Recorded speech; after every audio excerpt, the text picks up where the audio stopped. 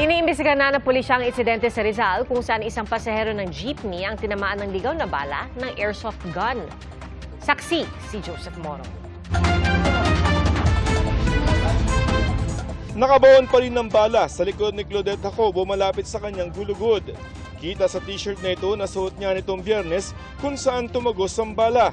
Kwento niya, sakay siya ng jeepney noon at papasok sa trabaho nang bigla may naramdaman siya sa kanyang likod habang nasa Binangonan, Rizal.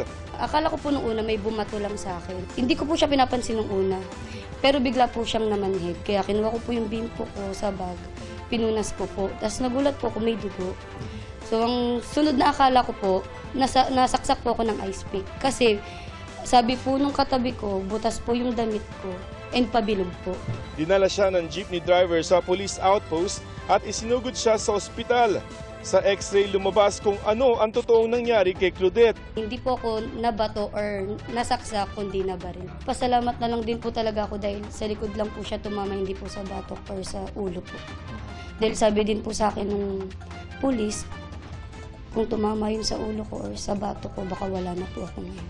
Dito sa bahaging ito ng Tagpos National Road sa Binangonan, Rizal nangyari yung insidente. Umaga, papasok pa lamang sa trabaho si Claudette kaya marami pa siguro mga sasakyan at tao. Pero palaisipan pa rin sa kanya hanggang ngayon kung saan nanggaling at sino ang namaril nung umagang yun.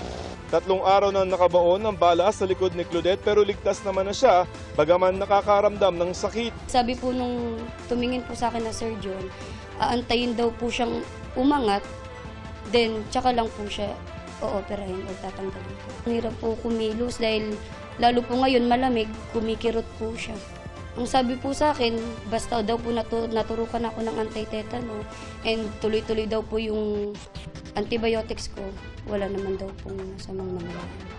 Sa isang text message ayon sa Binangonan Municipal Police Station, bala ng airsoft gun o pellet daw ang tumama kay Claudette.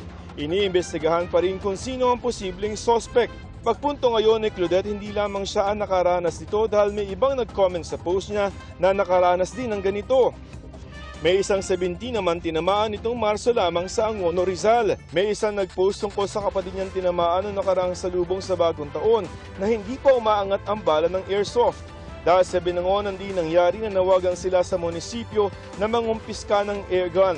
Baka may mga nantitrip. Ang pakiusap ko po na sana mabigyan po ng hustisya yung nangyari po sa akin. Hinihingan pa namin ng pahayag ang munisipyo ng Binangonan. Para sa GMA Integrated News, ako si Joseph Morong, ang inyong saksi. Mga kapuso, maging una sa saksi. Mag-subscribe sa GMA Integrated News sa YouTube para sa iba't ibang balita.